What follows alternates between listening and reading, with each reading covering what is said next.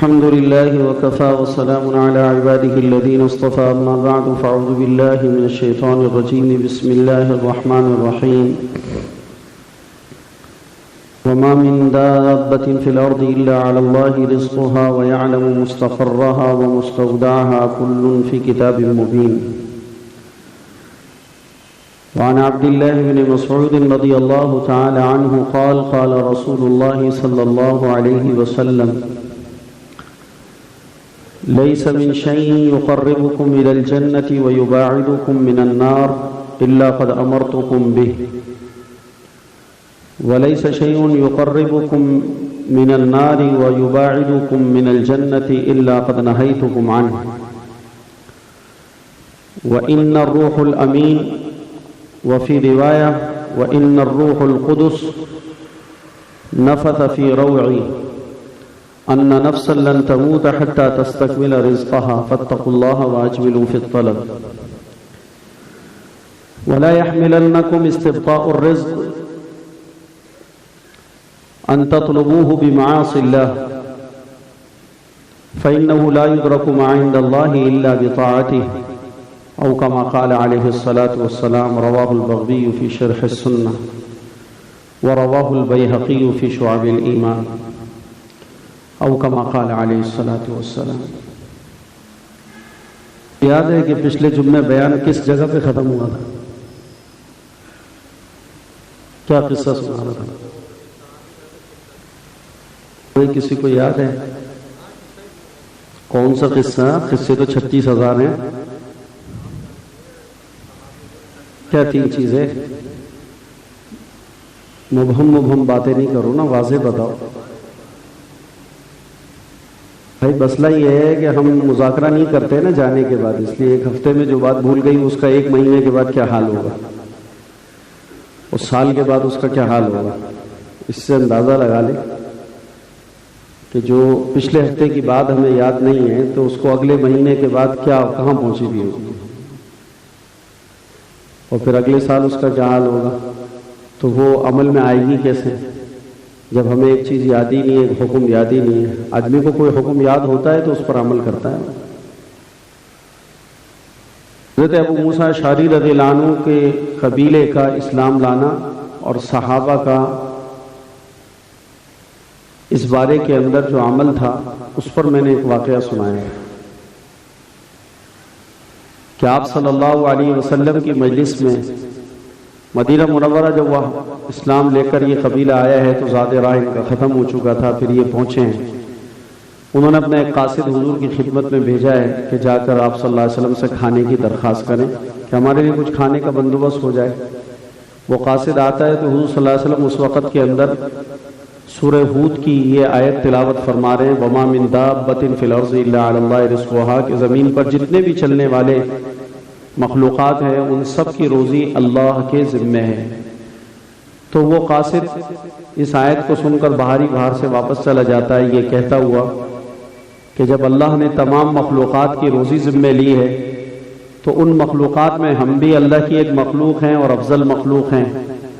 تو واپس جا کر اپنی قوم والوں کو خوشخبری سناتا ہے کہ ان قریب آپ لوگوں کے لیے بہترین شاندار کھانے کا انتظام ہو چکا ہے اور وہ آنے والا ہے۔ اتنے میں کھانا بھی پہنچ جاتا ہے، وہ کھاتے ہیں اور بڑے خوش ہوتے ہیں، بچ جاتا ہے، اس کو حضور کی خدمت میں واپس کرواتے ہیں یہ کہہ کے کہ یا رسول اللہ آپ کا بہت بڑا شکریہ احسان کہ آپ نے ہمارے لیے ضیافت کا انتظام کیا اور بہت شاندار اعلیٰ قسم کا کھانا کھلایا آپ نے ہمیں، اللہ آپ کو اس کی جزا دے۔ حضور صلی اللہ علیہ وسلم بڑے حیران و پریشان ہوئے۔ یعنی اگر آپ عقائد کے باب سے بھی ان واقعات پر غور کریں، ایک تو یہ ایمانیات کی لائن سے واقعات ہیں، ایک عقائد کی لائن سے، یہ ایک شیطان طبقہ ہے جو یہ کہتا ہے کہ حضور صلی اللہ علیہ وسلم عالم الغیب ہے۔ ہم انکار نہیں کرتے کہ حضور کے پاس غیب کا علم نہیں ہے، اس لیے کہ جنت غیب میں ہے، جہنم غیب میں، عذاب قبر غیب میں، تو ہم نے کس کے کہنے سے ان سب کو مانا ہے؟ حضور کے کہنے سے مانا ہے۔ تو حضور صلی اللہ علیہ وسلم کو علم غیب ہے، لیکن یہ کہنا کہ ما کان وما یکون کا علم جس طرح اللہ تعالیٰ کو ہے اس طرح اللہ کے نبی کو بھی ہے، یہ بات نبی کو اللہ کے درجے پر اس صفت میں برابر کرنے کے مترادف ہے جو ناجائز ہے۔ تو جھگڑا نہ کرو، نبی کو غیب کا علم ہوتا ہے، لیکن اتنا ہوتا ہے جتنا اللہ اپنے نبی کو وحی کے ذریعے سے بتلا دیتے ہیں۔ تو جب وحی کے ذریعے بتلا دیا گیا تو پھر وہ غیب غیب نہ رہا، چونکہ غیب کی تعریف یہ ہے کہ بغیر کسی اطلاع کے، بغیر کسی سبب کے، بغیر کسی آلے کے، از خود کسی بات کا علم ہونا، یہ غیب کہلاتا ہے۔ تو نبی کو جب وحی کے ذریعے سے بتایا گیا، دل میں بات اتار کے بتایا گیا، القاء کی گئی، تو وہ غیب نہ رہا، وہ غیب نہ رہا۔ تو اس لیے اللہ سبحانہ و تعالیٰ کی یہ صفت ہے، اور اللہ کے علاوہ کوئی جاننے والا نہیں، مضبوط ترین دلائل ہے۔ تو آپ صلی اللہ علیہ وسلم اپنے گھر میں تلاوت کر رہے ہیں، وہاں کھانا پہنچ گیا، کھانا کھانے والے یہ سمجھ رہے ہیں کہ حضور نے بھیجا ہے، اور حضور صلی اللہ علیہ وسلم کو پتہ بھی نہیں ہے، اور وہ کھانا بچا ہوا واپس حضور کے پاس آتا ہے اور وہ حضور کا شکریہ ادا کرتے ہیں، تو آپ حیران و پریشان ہیں، اور حیرت سے فرماتے ہیں کہ میں نے تو تمہارے لیے کوئی کھانا نہ بھیجا، میں تو کوئی کھانا تمہارے لیے نہیں بھیجا۔ انہوں نے کہا یا رسول اللہ یہ ہم نے اپنا قاصد بھیجا تھا۔ تو قاصد نے پھر سارا کا سارا راز فاش کیا اور بتایا کہ یا رسول اللہ میں آیا تو تھا آپ سے مانگنے کے لیے، لیکن آپ قرآن پڑھ رہے تھے، اس آیت کو میں نے باہر سنا کہ آپ یہ پڑھ رہے ہیں، وَمَا مِن دَابَّةٍ فِي الْأَرْضِ إِلَّا عَلَى اللَّهِ رِزْقُهَا۔ اس آیت کو سن کے میں لوٹ گیا اور میں نے یہ سوچا کہ جب اللہ نے ساری مخلوقات کا رزق اپنے ذمے لیا ہے تو ہم بھی اللہ کی مخلوق ہیں، تو لہذا ہماری روزی کا انتظام تو میں نے جا کر ان کو خوشخبری سنا دی، یہ بیچارے یہ سمجھے کہ یہ کھانا آپ کی طرف سے آیا ہے۔ تو حضور صلی اللہ علیہ وسلم نے فرمایا یہ اللہ کا وہ رزق تھا جو اللہ نے اپنی مخلوق اپنے بندوں سے اس کے دینے کا وعدہ کیا ہے، اور پھر آپ صلی اللہ علیہ وسلم نے اس کی باقیات کو خود بھی تناول فرمایا۔ یہ واقعہ سنایا تھا، بس یہ کہنا کافی تھوڑی ہے کہ واقعہ سنا رہے تھے، واقعہ تو یاد رکھو، اس سے عقیدہ درست ہوگا، نظریہ درست ہوگا، ایمان درست ہوگا، یقین کی سطح بلند ہوگی، اور کبھی ہمیں کوئی حال ایسا پیش آئے گا تو ہم اس طرح کا اپنا عمل بنانے کی کوشش کریں گے کہ یار ہم کسی سے کیوں کہیں، اللہ پاک ہمارا انتظام کرے گا، اللہ ہی سے ہم کہیں گے۔ یہ کل بھی وہ مشورے میں عبدالوہاب صاحب کا کوئی ہدایت نامہ آیا تھا، وہاں سے اجتماع کے موقع پہ ہر دفعہ کچھ نہ کچھ آتا رہتا ہے عبدالوہاب صاحب کی طرف سے، تو اس میں کچھ ہدایات تھی۔ اس میں ایک بات عبدالوہاب صاحب نے یہ بھی فرمائی تھی کہ بھئی مجمع سے درخواست کی جائے اور پورے کراچی پہ اس کی بات چلاؤ کہ بھئی اپنی کسی بھی پریشانی کو اور اپنے کسی بھی مسئلے کو اللہ کے غیر کے آگے نہ رکھو، اللہ سے کہو، جو بھی ذاتی پریشانی ہے اس پریشانی کو اللہ کے سامنے کہو، اللہ تعالیٰ اس پریشانی کو لانے والا، اس کو دور کرنے والا ہے، اس کے پاس دونوں طرح کی طاقتیں موجود ہیں۔ مخلوق نہ وہ پریشانی لے کر آئی ہے اور نہ مخلوق میں اس پریشانی کو دور کرنے کی کوئی طاقت موجود ہے، کچھ بھی ان میں صلاحیت نہیں۔ تو ہم اللہ سے کہیں اور اللہ سے کہنے کی عادت ڈالیں، مشق کریں اور اس کی کوشش کریں، چھوٹی چھوٹی چیزیں خصوصاً اس سے مشق شروع کریں۔ اس سے آدمی چونکہ بڑے بڑے مسئلے میں آدمی اٹکتا ہے تو فوراً غیر اللہ پہ نظر چلی جاتی ہے، اور آدمی اتنا انتظار نہیں کر پاتا کہ یار اب اللہ سے کہوں پتہ نہیں کتنے مہینوں کتنے ہفتوں میں یہ مسئلہ حل ہوگا، تو لہذا فوری طور کے اوپر ادھر ادھر رابطہ شابطہ کر لو اور ادھر ادھر کہہ دو۔ لیکن چھوٹی چھوٹی چیزوں میں کہ اگر وہ ہم اللہ سے کہنا شروع کر دیں تو اللہ سبحانہ و تعالی اس کے ذریعے سے ہمارے اوپر عافیت اور آسانی کر دے، تو ہمیں تجربہ بھی ہوگا کہ دیکھو یہ مسئلہ، اور اگر فرض کرو وہ پورا نہیں ہوا تو کم از کم ہمیں کوئی بہت بڑی تکلیف تو واقع نہیں ہوگی۔ دعاؤں کے قبولیت کے اوقات میں دعا کا کرنا اور اس وقت میں دعا کا مانگنا یہ بہت ضروری ہے، اس وقت میں اللہ سنتے ہیں۔ تو کسی نے جو ہے وہ اللہ کے بندے نے بزرگوں کے پاس رہنے کی برکت سے، صلحاء کے پاس رہنے کی برکت سے، آدمی خود بھی اگر ایسے ڈھیلا ڈھالا بھی ہو اور ان پڑھ ہو اور دین کے بارے میں واقفیت بھی زیادہ نہ رکھتا ہو، لیکن بزرگوں کی، علماء کی صحبت میں رہتا ہے، دینداروں کی صحبت میں رہتا ہے، تو اس کی برکت سے اللہ تعالیٰ اس کے علم کو اور اس کی سمجھ کو اللہ تعالیٰ عمدہ بنا دیتے ہیں اور اس کی سمجھ بہتر ہو جاتی ہے۔ تو ایک آدمی تھا، اس کا ایک دوست تھا، اس دوست نے سنا کہ شب قدر کی رات میں جو دعا مانگی جاتی ہے اللہ پاک قبول کرتے ہیں، شب برات میں جو دعا کی جاتی ہے اللہ پاک اس کو قبول کرتے ہیں۔ تو شب برات کی رات آ گئی، 15ویں شعبان المعظم کی رات، تو اس نے مسجد آیا اور مسجد آنے کے بعد اس نے نماز پڑھے اچھی طریقے سے اور خوب اہتمام کے ساتھ، اور کچھ مٹی کے پتھر کچھ اٹھا کے لے آیا، اور لانے کے بعد اس نے ان کو پاک صاف کر کے اپنے سامنے مصلی پہ رکھ لیا اور اللہ سے دعا کرنا شروع کری، اور کہا کہ اللہ مولویوں سے سنا ہے کہ آج کی رات میں جو بھی دعا کرتے ہیں نا تو اس کو قبول کرتا ہے، اور آج کی رات میں دعا رد نہیں ہوتی، تو یا اللہ میری درخواست ہے، میں ضرورت مند ہوں، پریشان ہوں، یہ جو میں مٹی کے اور پتھر اٹھا کے لایا اس کو تو سونے کا کر دے صبح میں۔ اور ساری رات اپنی آنکھ پہ دوپٹہ ڈال کے، اپنا رومال ڈال کے، آنکھیں بند کر کے دعا کرتا رہا، اس پر کپڑے پر، اس پتھروں پہ کپڑا ڈال دیا اور رومال ڈال کے دعا کرتا رہا، اللہ اس کو سونا بنا دے، سونا بنا دے۔ آج کی رات تو سب کی سنتا ہے، دعا قبول ہوتی ہے، مولوی لوگ بتاتے ہیں، ملاؤں سے سنا ہے، امام صاحب سے سنا ہے کہ آج کی رات میں دعا ضرور قبول ہوتی ہے، تو سونا بن جائے۔ اور دعا کرتا رہا یہاں تک کہ صبح، اب جب آدمی عبادت کے لیے کھڑا ہوتا ہے تو رات لمبی ہو جاتی ہے، تو رات گزر کے ہی نہیں دے رہی، اس کو سمجھ میں نہیں آ رہی کہ مؤذن سو گیا ہے، کیا ہو گیا کہ اذان ہی نہیں دے رہا کہ یا اللہ اذان دے۔ بہرحال بڑی مشکلوں سے اذان دی مؤذن نے، تو خوش ہو گیا کہ رات گزر گئی، اور دعا کی قبولیت والی رات میں ساری رات میں نے اللہ سے کوئی 10-15 چیزیں نہیں مانگی، ایک ہی چیز مانگی ہے اللہ سے۔ اور مولوی صاحب نے کہا، حدیث سنائی ہے اور قرآن سنایا ہے کہ اللہ پاک مانگنے والوں کی دعاؤں کو قبول کرتے ہیں، تو ضرور میرا کام ہو گیا ہو۔ فجر کی اذان ہوئی تو بسم اللہ پڑھ کر اس نے کپڑا اٹھایا، جب کپڑا اٹھا کے دیکھا تو وہ پتھر ہی تھے، پتھر ہی تھے، وہ سونا نہیں بنے۔ اس کو بڑا غصہ آیا، اس نے کہا یہ مولوی بڑے دھوکے باز ہوتے ہیں، بڑے فراڈی ہوتے ہیں، جھوٹی جھوٹی حدیثیں بنا کے سناتے ہیں، پتہ نہیں کہاں سے مفہوم قرآن کے اندر سے اپنی مرضی سے نکال لیتے ہیں۔ مجھے کہا کہ آج کی رات تو دعا ضرور قبول ہوتی ہے، اور مجھے ساری رات تھکایا، اور یہ تو سونا بنا ہی نہیں، یہ تو پتھر کا پتھر ہے۔ تو بڑے غصے میں آ گیا، کہا کہ کسی مولوی کا میں سر توڑتا ہوں، جا کر اسی پتھروں سے مولوی کا سر توڑوں گا میں۔ نماز کے بعد اس نے وہ پتھر اٹھائے اور ارادہ کیا کہ جاتا ہے، وہ دوست اس کا دوسرا مل گیا۔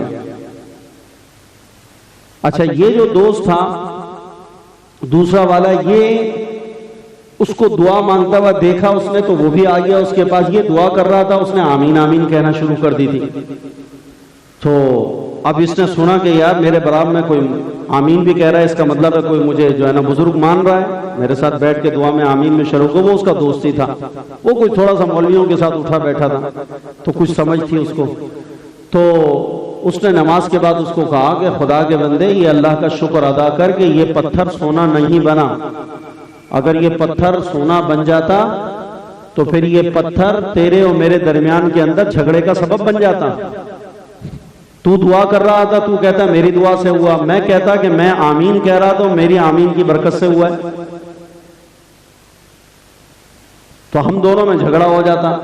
پھر جب جھگڑا ہو جاتا، میں کہتا یہ سونا میرا ہے، تو کہتا یہ سونا میرا ہے، تو ہم دونوں میں جھگڑا واقع ہو جاتا۔ اچھے خاصے دوست تھے، ہم میں جھگڑا پڑ جاتا اس سونے کے چکر کے اندر، اور پھر اس کے بعد تو میرا گریبان پکڑتا اور میں تیرے گریبان پکڑتا، اور تو میری طاقت کو جانتا ہے میں کتنا بڑا بدماش ہوں، اور تجھے بھی میں جانتا ہوں تو کتنا بڑا خناس ہے، تو ہم ایک دوسرے کو جانتے ہیں، تو نہ تو پیچھے ہٹتا نہ میں پیچھے ہٹتا، ہوتا ہم دونوں کی لڑائی ہوتی اور اس میں سے ایک دوسرے کو قتل کر دیتا۔ اب جو قتل کر دیتا، تیرا بھی بڑا خاندان ہے میرا بھی بڑا قبیلہ ہے، تو خاندان والے تجھ سے بدلہ لینے آ جاتے ہیں، مجھ سے آ جاتے، قبیلے میں جنگ چھڑ جاتی، اور اس طرح اس جنگ کے بدلے کے اندر پتہ نہیں کتنے لوگ مر جاتے، ہلاک ہو جاتے۔ تو اللہ کا شکر ادا کر کہ اللہ نے ہم پر کرم کیا، دوستی باقی رکھی کہ یہ پتھر سونا نہیں بنا۔ اس کی آنکھیں کھل گئیں، اس نے کہا یار واقعی بات تو صحیح کرتا ہے۔ تو یہ جو مولوی کہہ رہا تھا، اس نے کہا مولوی بالکل صحیح کہہ رہا تھا، لیکن بات یہ ہے کہ اللہ سبحانہ و تعالیٰ کا جو اپنا ایک غیبی نظام ہے، اس نظام کے تحت اللہ تعالیٰ لوگوں کے ساتھ معاملات کرتے ہیں۔ تو بعض دفعہ آدمی مانگ رہا ہوگا، لیکن ظاہر کے اندر وہ کام ہوتا ہوا نظر نہیں آئے گا، لیکن آدمی کو اس سے نا امید نہیں ہونا ہے۔ اس کے بدلے میں اللہ پاک پتہ نہیں کیا کیا دینے والے۔ تو اسی اللہ سبحانہ و تعالیٰ کا جو بنایا ہوا نظام ہے، اس نظام کے اندر یہ بڑا مربوط نظام ہے کہ اللہ نے ہم سب کے درمیان روزی کی تقسیم کار ایسی شاندار طریقے سے اور ایسے منظم طریقے سے اس کائنات میں اللہ نے بنائی ہے کہ کسی کو بھی اپنی روزی کے حصول کے لیے کسی دوسرے بھائی پر ظلم کرنے کی چندہ ضرورت نہیں ہے، کوئی حاجت نہیں ہے۔ یعنی مجھے اپنی روزی، اپنے بچوں کی روزی، اپنی بیگم کی روزی، اپنے ماں باپ کی روزی، جس کا میرے ذمہ ہے، ان کی روزی لینے کے لیے مجھے دوسرے کو چیڑنے پھاڑنے کی، اس پر ظلم زیادتی کرنے کی، اس کے ساتھ بدماشی کرنے کی، اس کے ساتھ دغا کرنے کی حاجت نہیں ہے۔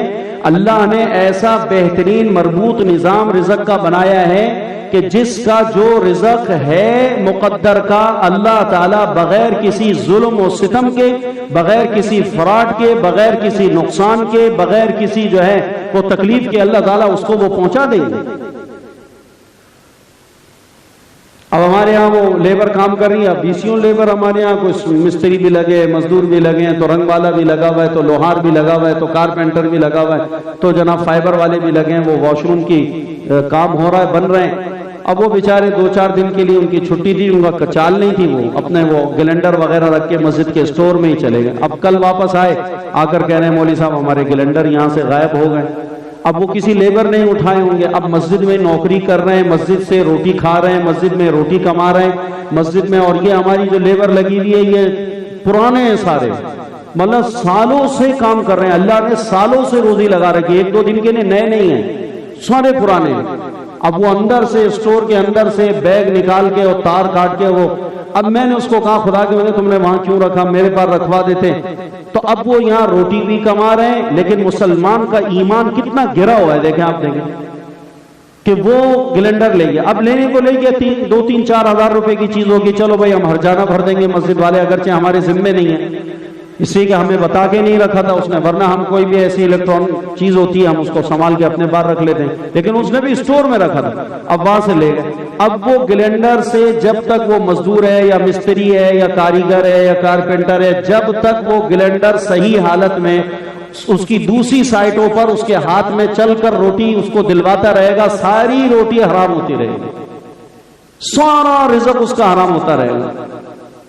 حالانکہ اس میں محنت بھی کرے گا، اپنا فن بھی لگائے گا، اپنا ٹائم بھی لگائے گا، لیکن جہاں پر گلینڈر چلانے کی ضرورت ہوگی وہ وہی والا گلینڈر اٹھائے گا جو مسجد سے چوری کر کے لے گیا۔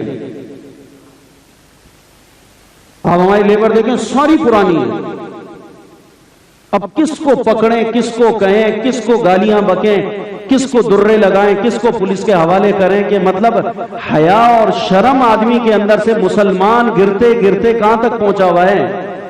حالانکہ 2,500-3 ہزار روپے کا شیر شاہ میں وہ گلینڈر مل جائے گا جس حالت کا وہ اٹھا کے لے گیا، مشکل سے 2,500-3 ہزار۔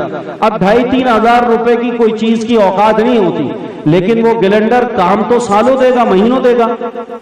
جب سالوں اس سے وہ کام لے گا تو جس سائٹ پر بھی جا کر وہ اپنا اس سے کام نکالے گا، آپ بتاؤ اس کی روزی حلال ہوگی؟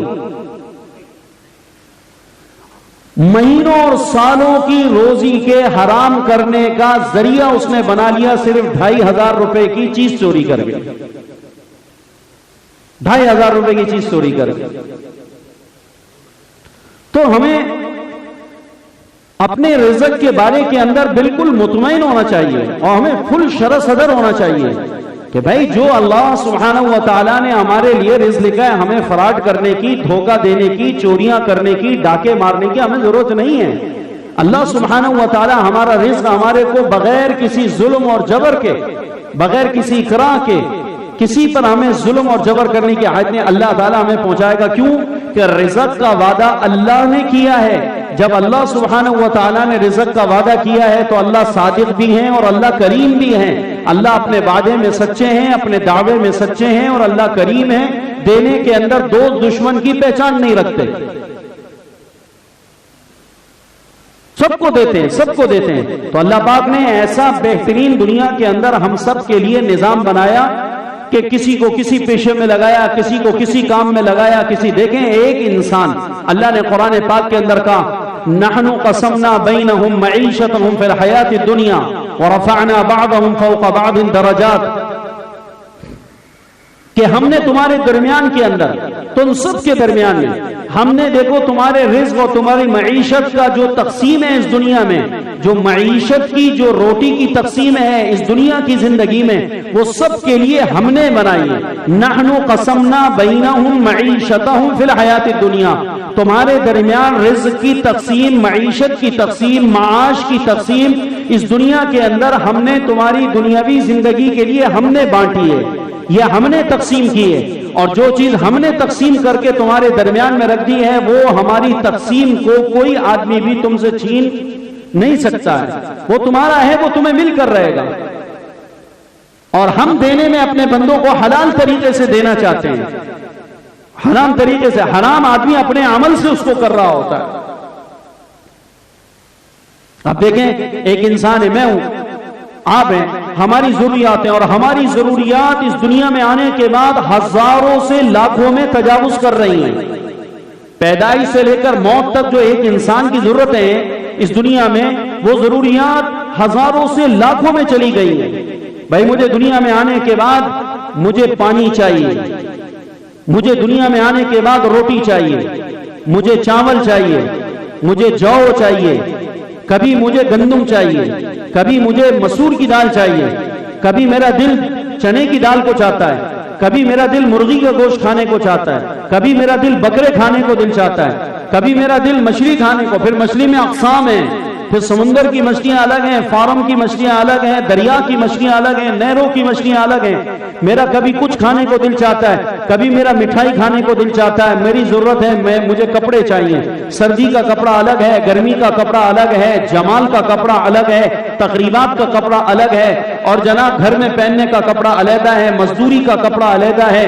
مجھے ٹوپی چاہیے، مجھے رومال چاہیے، مجھے چشمہ چاہیے، مجھے گھڑی چاہیے، مجھے مسواک چاہیے، مجھے ٹوتھ برش چاہیے، اور مجھے جناب پیسٹ چاہیے، اور مجھے الائچی چاہیے، اور مجھے سونف چاہیے، اور مجھے کبھی ٹماٹر چاہیے، کبھی میں پیاز تلاش کر رہا ہوں، کبھی میں دھنیا تلاش کر رہا ہوں، کبھی میں ہری مرچیں تلاش کر رہا ہوں، اور کبھی میں کریلا تلاش کر رہا ہوں، کبھی میں لوکی تلاش کر رہا ہوں، کبھی میں آلو تلاش کر رہا ہوں، کبھی میں بھنڈی تلاش کر رہا ہوں، اور کبھی میں جناب بڑا کدو تلاش کر رہا ہوں، کبھی لمبی لوکی، کبھی گول، حالانکہ دونوں ہی لوکیاں۔ کہتا نہیں نہیں بھائی صاحب وہ گول والی لوکی ہے، وہ کہتا ہے لمبی ہے، کہ نہیں نہیں لمبی نہیں چاہیے، لمبی، حالانکہ دونوں کو کاٹنے کے بعد پکاؤ تو دونوں کا ذائقہ ایک ہی ہے، شکل ایک ہے، پکنے میں دیکھنے میں ایک ہے، لیکن بیگم کا آرڈر ہے لمبی نہیں لانا، گول لانا۔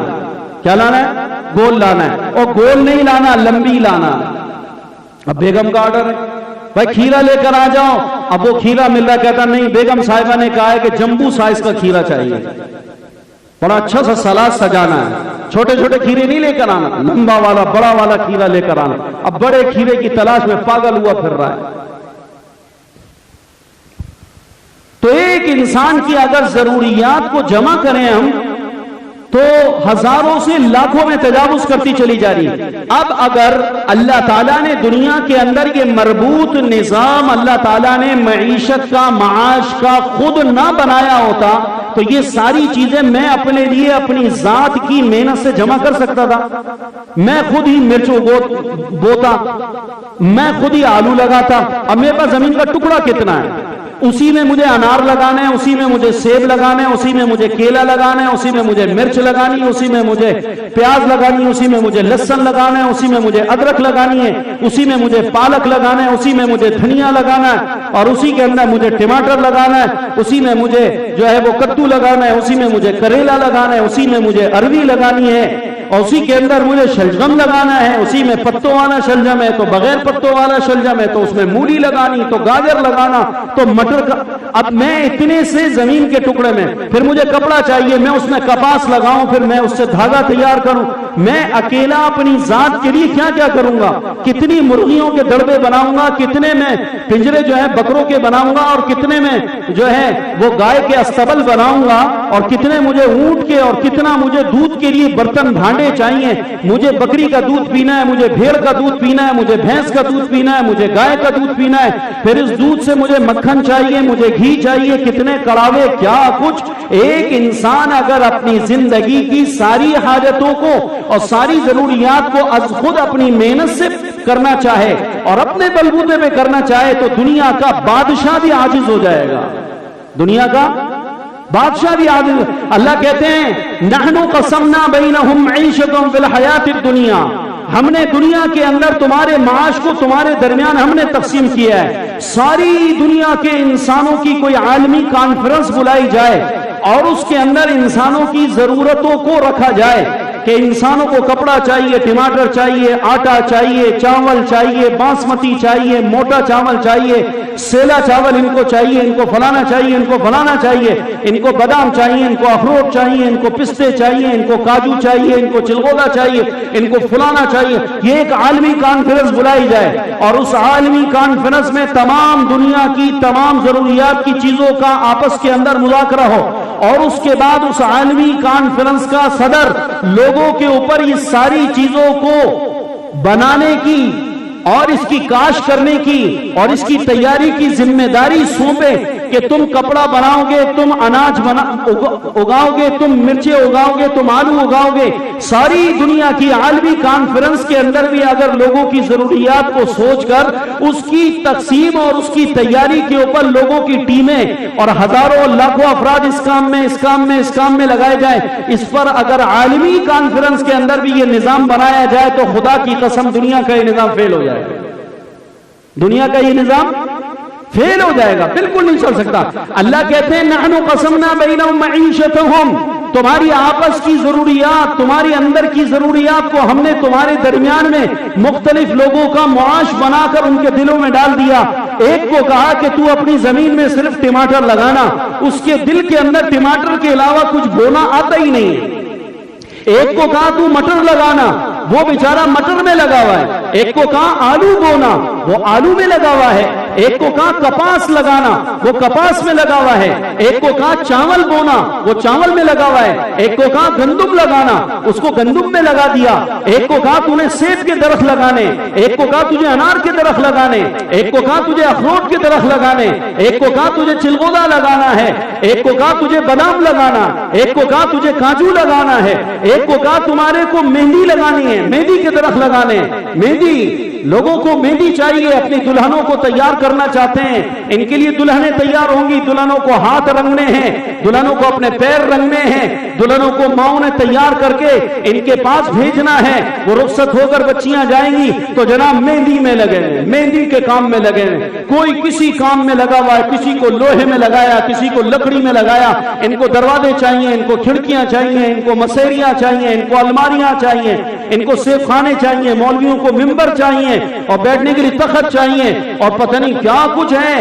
کسی کو لکڑی میں، کسی کو لوہے میں، کسی کو تانبے میں، کسی کو پیتل میں، کسی کو اسٹیل میں، کسی کو گیس میں، کسی کو آگ میں اور کسی کو پیٹرولیم میں، کسی کو کسی. اللہ کہتے ہیں نحن قسمنا بینہم معیشتہم، تمہارے درمیان کے اندر معاش کو تقسیم کرنے والے ہم ہیں اور ہم نے ایسے شاندار طریقے سے تمہارے درمیان میں معاش کو تقسیم کیا ہے کہ جب تمہیں کسی بھی حاجت اور کسی بھی ضرورت کی، کوئی بھی ضرورت کی چیز چاہیے ہوتی ہے تو تم مارکیٹ میں آ جاتے ہو، پیسے لے کر آ جاتے ہو. وہ پیسے بھی ہم ہی تمہیں دیتے ہیں اور تم ان پیسوں سے اپنی اس ضرورت کو مارکیٹ میں جا کر خرید لیتے ہو. تمہیں نہیں پتا کہ تمہاری یہ ضرورت اللہ نے کس بندے کے ذریعے مارکیٹ میں پہنچوائی ہے. آپ دکان پر چاول ہے، کہاں سے آیا ہے؟ کس بندے کو چاول کی بوجھنے میں اور چاول کی فصل لگانے میں اللہ نے اس کو دن رات مشغول کیا ہے. تم نے آٹا چاہیے، تم آٹا خرید کے لیا. کوئی مرغیوں کے فارم لگایا ہوا ہے، کوئی انڈوں کا کام کر رہا ہے اور کوئی جناب جو ہے بکروں کے پورے ریوڑ اور کوئی جناب اونٹوں میں لگا ہوا ہے، کوئی گائے میں لگا ہوا ہے، کوئی کچھ کر رہا ہے، کوئی مچھلیوں میں لگا. آپ دنیا کے اندر نظام دیکھیں. اللہ سبحانہ و تعالیٰ کہتے ہیں یہ سارا نظام ہم نے بنایا. اگر یہ دنیا کے انسان عالمی کانفرنس بلا کر بھی اگر یہ مربوط نظام دنیا میں قائم کرنا چاہتے تو یہ سب مل کر عاجز ہو جاتے. ان میں سے کسی کی بھی ضروریات پوری نہ ہوتی. ہم رب ہیں، ہم نے ساری کائنات میں تمہاری ساری حاجتوں کا مربوط انتظام کیا ہے. تو جو رب اربوں خربوں انسانوں کا اتنا مربوط نظام قائم کر کے چلا رہا ہے، تیرے پیٹ کا حصہ کتنا ہے، تیری ماں کا کتنا ہے، تیرے بیٹے کا کتنا ہے، تیری بیٹی کا کتنا ہے، تمہاری 10 سال 20 سال 50 سال کی ضروریات کتنی ہیں. جو رب کائنات کے اربوں انسانوں کی زندگیوں کے زندگی کی تمام ضروریات کو پورا کر رہا ہے، وہ تیرے 50 سال کی ضرورت، تیری 60 سال کی ضرورت اور تیرے 80 سال کی ضرورت وہ اللہ تعالی حلال طریقے سے تجھے پہنچانے پر قادر نہیں؟ بولو قادر ہے. اللہ پاک کیا ہے؟ اللہ پاک قادر ہیں، اللہ قادر ہیں۔ تو اللہ سبحانہ و تعالیٰ کا وما من دابۃ فی الارض الا علی اللہ رزقها، یہ کائنات میں جتنا بھی مخلوق ہے اس ساری مخلوق کی روزی کی ذمہ داری ہمارے اوپر ہے۔ اس روزی کی وجہ سے فراڈ نہ کرو، اس روزی کی وجہ سے دھوکہ نہ دو، اس کی وجہ سے لوگوں کو پریشان نہ کرو، یقین اللہ کی ذات کے اوپر ہو۔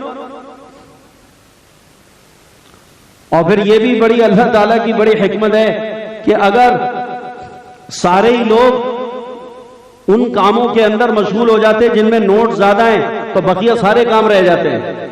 پبلک کو پتا ہے، لوگوں کو پتا ہے کہ اس کام میں نوٹ زیادہ ہیں، لیکن اللہ اس کے دل میں اس کام کو شروع کرنا ڈالتا ہی نہیں ہے۔ اور اگر وہ اپنی چھلانگ مار کے اس میں آنا بھی چاہتا ہے تو اللہ اس کو کاروبار میں کیا کر دیتے ہیں؟ فلاپ کر دیتے ہیں، بٹھا دیتے ہیں، جتنے دی کھوتی اتنے آن کھلوتی، پھر اتنے ہی چلا جاتا ہے۔ اور جہاں فلانے کام میں وہ ہے، بڑا پیسہ ہے، آ جاؤ، مارکیٹ میں آتے ہیں، اس کام میں گھسنے کی کوشش کرتے ہیں، وہاں بڑے بڑے مگرمچھ اللہ نے بٹھائے ہوئے، دیکھو یہ مچھلی آ رہی ہے، یہ آ کر تمہارے کام میں خلل ڈالنا چاہ رہی ہے، مگرمچھو اس کو کھا جاؤ۔ وہ بڑے بڑے مارکیٹ کے مگرمچھ نئی مچھلی کو کھا جاتے ہیں، پھر واپس اپنے گھر چلا جاتا ہے، بیک ٹو پویلین۔ آیا تھا سینکڑا بنانے کے لیے، زیرو کے اوپر گلی اڑا کے چلا گیا۔ اب شٹرنگ والا ایک کام ہے ہمارے یہاں، یہیں کو ہزاروں والے شٹرنگ کا کام کر رہے ہیں، کوئی دوسرے کو آنے ہی نہیں دیتے جوان کے بچے۔ ہمارے کھڈا کھودنے کا کام پٹھان کر رہے ہیں، کوئی دوسری قوم پٹھانوں کے مقابلے میں کھڈے کھودنے میں آ ہی نہیں سکتی۔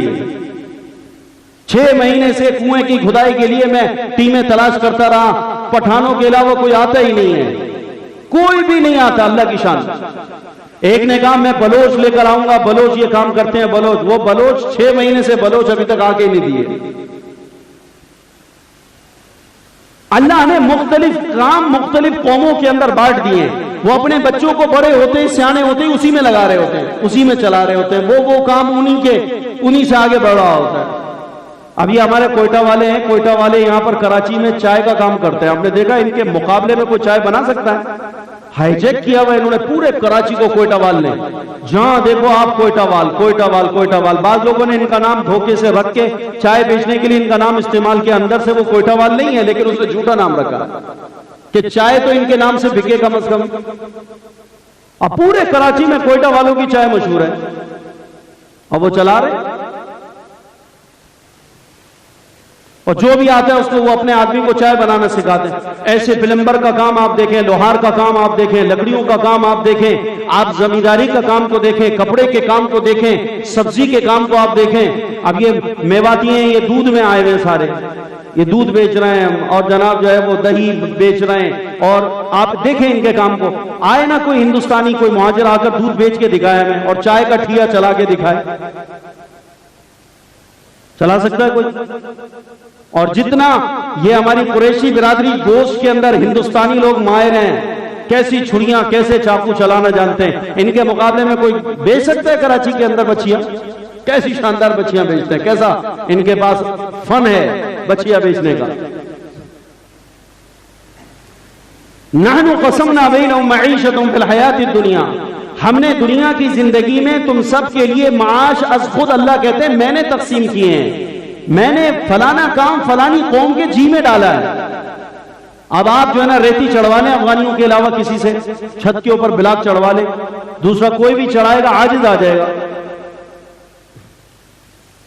اور افغانیوں کو آپ دے رہے ہیں، وہ جناب 10-10 منزلہ کے اوپر پوری ریت اوپر چڑھا دیتے ہیں، بلاک چڑھا دیتے ہیں، 6-6 8-8 بلاک کندھے پہ رکھے بغیر سانس لیے اوپر تک چلتے چلے جاتے ہیں۔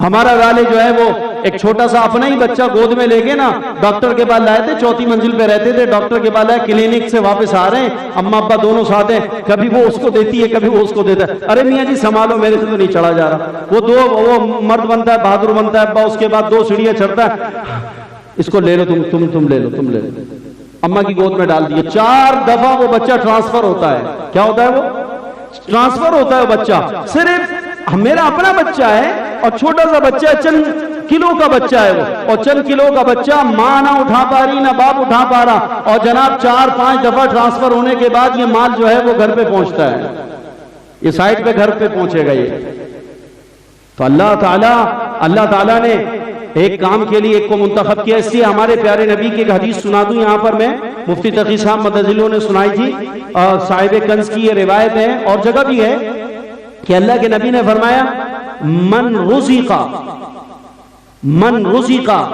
من شیء فلیلزمہ, من رزق من شیء, ایک روایت میں آتا ہے فی شیء, من رزق فی شیء فلیلزمہ, اور ایک روایت میں آتا ہے اذا سبب اللہ رزقا فی وجہہ,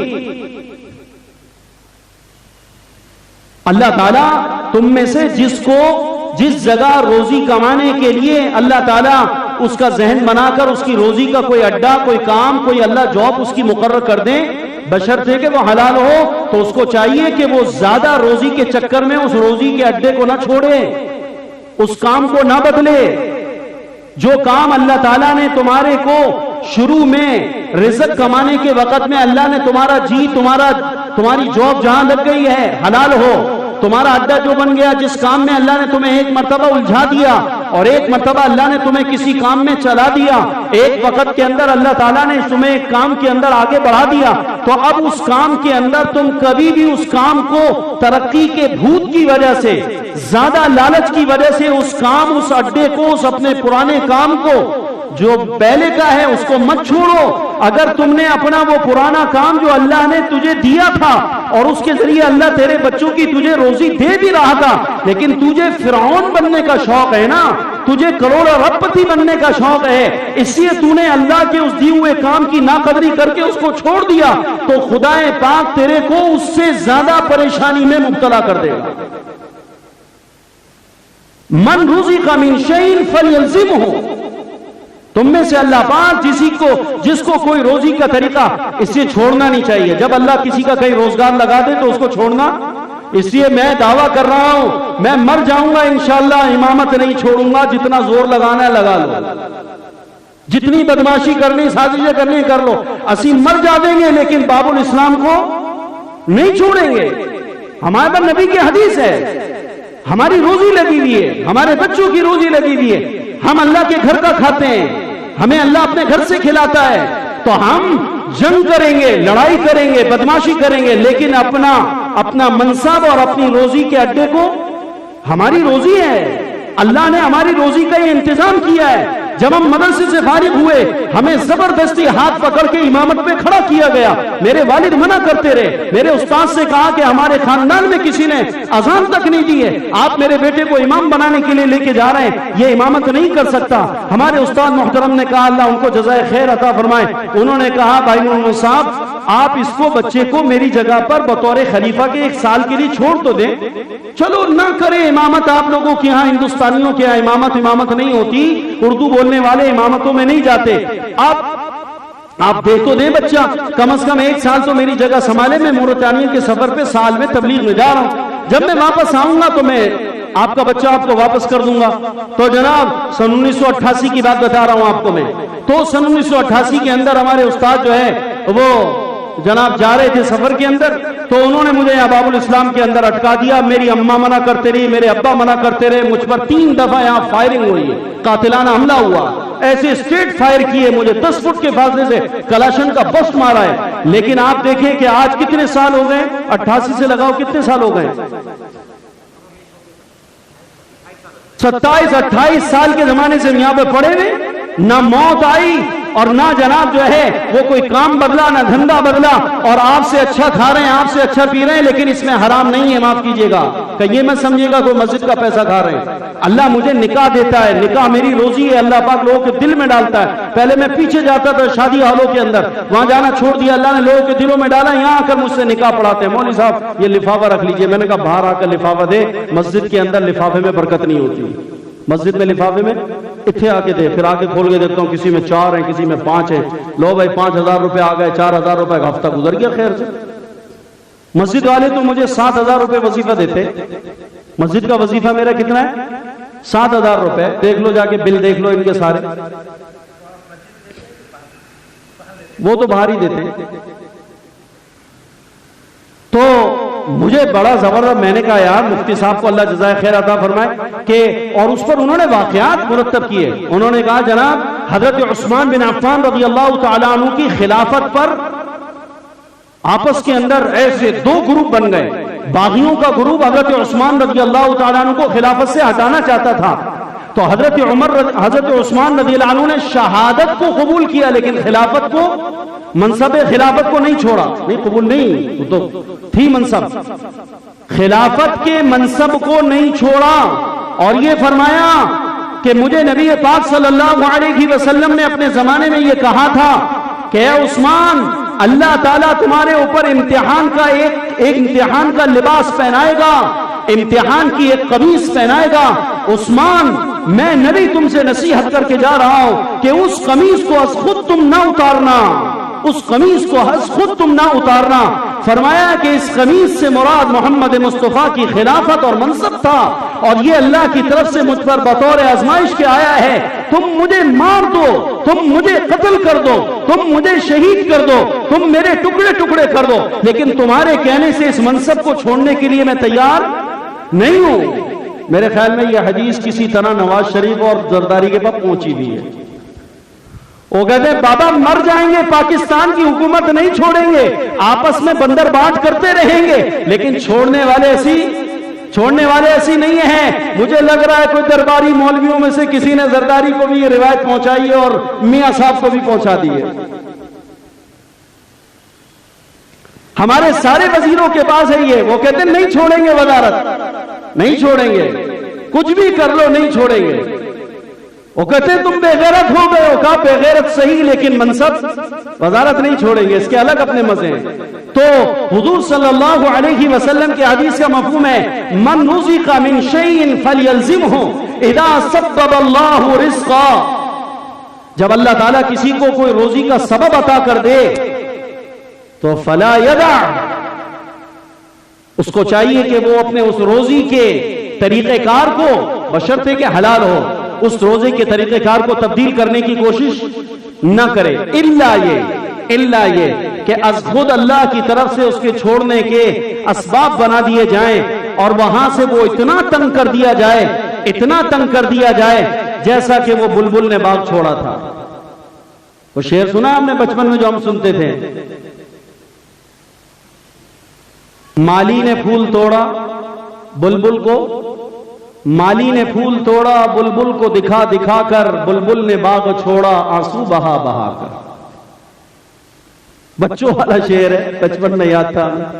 مالی نے پھول توڑا بلبل کو دکھا دکھا کر، بلبل نے باغ چھوڑا آنسو بہا بہا کر. جب کسی کو بہت زیادہ دق کر دیا جائے گا، پریشان کر دیا جائے گا، تو وہ بیچارہ دل برداشتہ ہو کر اس کو چھوڑے وہ اور بات ہے. یا یہ کہ جناب دکان پہ اس نے مال لے کے بیٹھا ہے، سودا لے کے بیٹھا ہے، ہاتھ پہ ہاتھ رکھ کے سارا دن بیٹھا رہتا ہے، نفع ہوتا ہی نہیں، نقصان ہی نقصان ہوتا چلا جا رہا ہے. تو اس صورت کے اندر اللہ کی طرف سے اس کو یہ عدلیہ دیا گیا ہے کہ تم اب اپنے ٹھیے کو اور اپنے طریقے محنت کو کیا کر لو، تبدیل کر لو.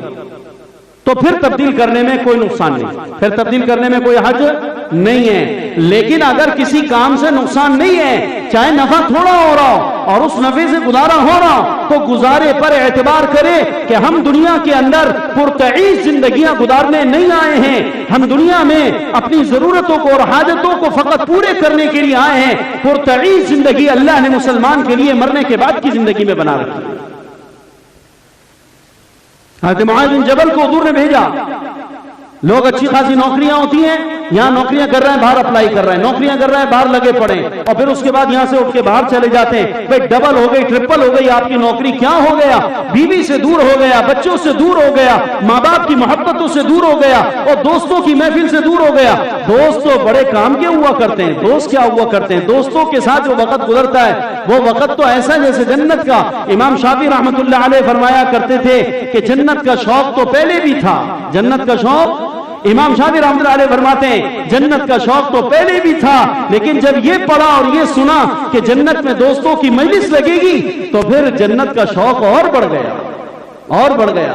تو بھائیو، دوستوں کی محفلیں ہوا کرتی ہیں، وہ یاروں کی محفلیں ہوا کرتی ہیں، سارا چھوڑ کر پیسہ. میرا کزن کل مرا ہے امریکہ کے اندر، میرا خالہ زاد بھائی. آج سے 30 سال پہلے میں نے شاید اس کو دیکھا تھا، یا 35 سال ہونے والے ہوں گے. 35 سال یقیناً ہے ورنہ 30 سال یقینی ہے 30 سال پہلے میرا خالہ کا لڑکا، اس کا نام محمد سہیل تھا، وہ یہاں سے امریکہ گیا ہے. آپ اندازہ لگائیں 30 سال پہلے میں کس عمر کا ہوں گا؟ 30 سال پہلے وہ یہاں سے امریکہ گیا، کسی رشتہ داروں کے ساتھ گیا، وہاں جا کر اس کو تعلیم کے عنوان کے اوپر بھیجا، اور اس کے بعد آج 30 سال کے بعد پرسوں خبر آئی ہے کہ اس کا وہاں پر انتقال ہو گیا. 30 سال میں پاکستان نہیں آیا. باپ مر گیا نہیں آیا، بہن جوان مر گئی حادثے کے اندر نہیں آیا، ماں بوڑھی تڑپ تڑپ کر فون کر کر کے مر گئی لیکن وہ نہیں آیا. اور پرسوں خبر پتہ چلی، آج میرے بہنوئی کا فون آیا کہ سہیل کا انتقال ہو گیا ہے، آپ جا کر گھر میں آج جمعے کی نماز کے بعد جا کے تعزیت کر لیجئے گا. امریکہ میں گیا ہوا تھا، 30 سال کے بعد آج مر گیا. بلاتے رہے. کیا پاکستان میں لوگ جی نہیں رہے؟ کیا یہاں پر مرغیاں نہیں کھا رہے مسلم؟ کیا ضرورت ہے ہمیں باہر کے سفر کرنے کی اور پھر کافرستان میں جا کر روٹی کمانے کے لیے جانے کی؟ اللہ ہمارے کو یہی رزق دینے والا ہے، اللہ ہمارے کو یہی رزق دے گا، ہماری اولادوں کو. حدیث پاک میں آتا ہے سعادت المرء اربع، حضور نے فرمایا کہ مرد کی سعادت کی خوش بختی کی علامت 4 ہیں. سب سے پہلی علامت خوش بختی کی یہ ہے کہ اللہ اس کو ذکر کرنے والی زبان دے دے. دوسری سعادت کی علامت یہ ہے کہ اللہ اس کو شکر کرنے والا دل دے دے. اور تیسری سعادت کی علامت یہ ہے کہ اللہ تعالیٰ اس کو مشقت اٹھانے والا بدن دے دے. اور چوتھی سعادت کی علامت یہ ہے کہ ان یکون رزقہ فی بلدی، کہ اس کا رزق اس کے اپنے شہر میں ہو، اپنے ملک میں ہو. اس کا رزق ہو اس کے اپنے ملک کے اندر ہو. روٹی کمانے کے لیے باہر جانا یہ کوئی سعادت کی علامت نہیں ہے، یہ کوئی سعادت کی نشانی نہیں ہے. اس میں پتہ نہیں کتنے دیوانے ایسے پاگل بیٹھے ہوں گے جنہوں نے اپنے بچوں کو اپنی آنکھوں سے دور کر دیا روٹی کے خاطر.